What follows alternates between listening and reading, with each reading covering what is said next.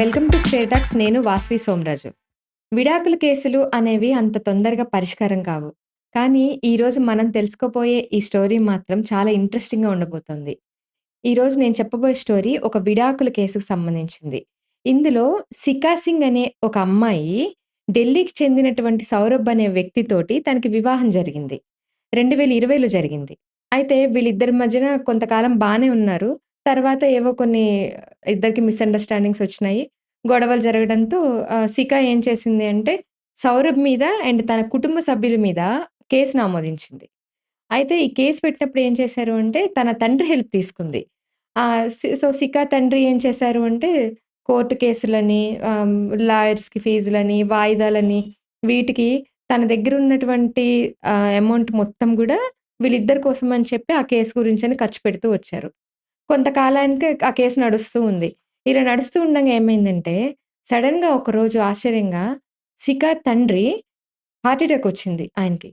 Heart attack వచ్చేసరికే ఆయన వద్ద ఉన్న కొంత అమౌంట్ కూడా మొత్తం తన కూతురు కోసం అని చెప్పి విడాకులకి, కేసులకి ఖర్చు పెట్టేశారు. ఖర్చు పెట్టడంతో తన దగ్గర డబ్బులు లేవు. ఈ హార్ట్ అటాక్ వచ్చేసరికి సికా వెంటనే తండ్రిని తీసుకెళ్ళి ప్రభుత్వ ఆసుపత్రిలో జాయిన్ చేసింది. ఈ విషయము ఎవరికి తెలిసింది? సికా భర్తకు తెలిసింది. సౌరభ్‌కి తెలిసిందనమాట. కామన్‌గా ఎవరైనా సరే అల్లుడి మీద ఇటువంటి కేసులు ఆమోదించినప్పుడు ఎవరైనా ఏమనుకుంటారు? మనల్ని ఇంత టార్చర్ పెట్టినందుకు తనకు మంచి శాస్తి జరిగింది.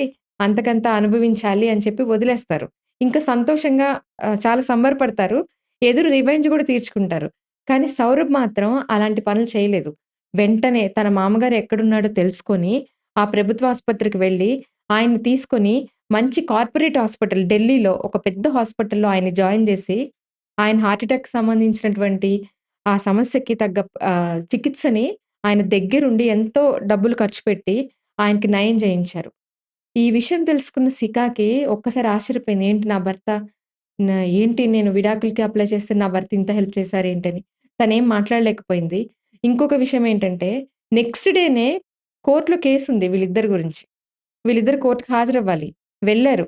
అక్కడికెళ్ళిన తర్వాత ఒకేసారి జడ్జి ముందు నుంచున్నాక ఇద్దరు సైలెంట్ ఉన్నారు. వీళ్ళ తరపున లాయర్స్ ఉంటారు గదా! వాళ్ళు వాదనలు వాళ్ళు స్టార్ట్ బెట్టారు. అయింది. ఒక 10 నిమిషాలు, 10 మినిట్స్ అయిపోయింది. అయిన తర్వాత ఫైనల్‌గా అడుగుతారు గదా! మరి మీ ఇద్దరికి ఇంకా ఓకేనా? ఇంక విడాకులు తీసుకోవడానికి అది లాస్ట్ డేట్ అనమాట. సౌరభ్‌ని అడిగారు. ఏంటి మరి నీకిష్టమేనా విడాకులు తీసుకోవడం? నీ భార్య నుంచి దూరంగా ఉండడం నీకిష్టమేనా అని అడిగారు. సౌరభ్‌కి మాటలు రాలేదు. ఒకేసారి తన భార్య కళ్ళ వైపు చూస్తూ, తన ముఖం వైపు చూస్తూ ఉండిపోయాడనమాట. ఏంటి తన దగ్గర ఆన్సర్ లేదు. ఎందుకంటే తనకిష్టం లేదు తీసుకోవడం. చూస్తూ ఉండిపోయాడు. వెంటనే సికాకి ఏమనిపించిందంటే, తనకు కూడా మాటలు రాలేదు. వెంటనే తన భర్త దగ్గరికి వెళ్లి, తన భర్త పాదాల మీద పడి క్షమించమని కోరి, తన భర్తని కౌగిలించుకొని, కళ్ళనీళ్ళ పర్యంతరం అయిపోయి, ఒకేసారి బాగా బాధతో ఏడుస్తూ ఉండిపోయింది. ఇది ఈ ఈ సంఘటన చూసినటువంటి ఒక వ్యక్తి వాళ్ళిద్దరూ అలా ఉన్నప్పుడు ఒక ఫోటో తీశారనమాట. అది తీసి సోషల్ మీడియాలో అప్‌లోడ్ చేశారు. ఆ అప్‌లోడ్ చేసిందే చాలా వైరల్ అయిపోయింది. కానీ ఇలా చూసిన ఈ జడ్జి ఉన్నారు కదా! ఆయన ఒకేసారి ఆశ్చర్యపోయారు. నిన్నటి వరకు విడాకులకి అప్లై చేసి ఖచ్చితంగా తీసుకుంటామని ఇంతవరకు వచ్చాక ఏమైంది అని. అప్పుడు సికా చెప్పింది. తను చేసిన పొరపాటు ఏంటి? ఏంటి ఇన్నేళ్ల నుంచి ఇంత దూరం ఉన్నాము. ఎటువంటి మిస్‌అండర్‌స్టాండింగ్స్ జరిగినాయి. ఇలా వచ్చినప్పుడు నా నుంచి ఏం మిస్టేక్ జరిగింది? తన నుంచి ఏం జరిగింది? అన్నీ తను రియలైజ్ అయింది. అయ్యి జడ్జికి జరిగిన విషయం మొత్తం సికా చెప్పిందనమాట. చెప్పేసరికి జడ్జి గూడా చాలా సంతోషంగా ఎవరైనా విడిపోవాలి అని కోరుకోరు గదా! కలిసుంటాము అంటే ఇంకా సంతోషపడతారు. అక్కడున్న వాళ్ళందరూ గూడా చప్పట్లు కొడుతూ సౌరభ్‌ని అందరూ మెచ్చుకున్నారు. నిజంగా ఎంత మిస్‌అండర్‌స్టాండింగ్స్ వచ్చినా కూడా ఒకరికొకరు హెల్ప్ చేసుకోవాలి అనే మనస్తత్వం సౌరభ్‌లో ఉండడాన్ని అందరూ గూడా చాలా అభినందించారు సౌరభ్‌ని.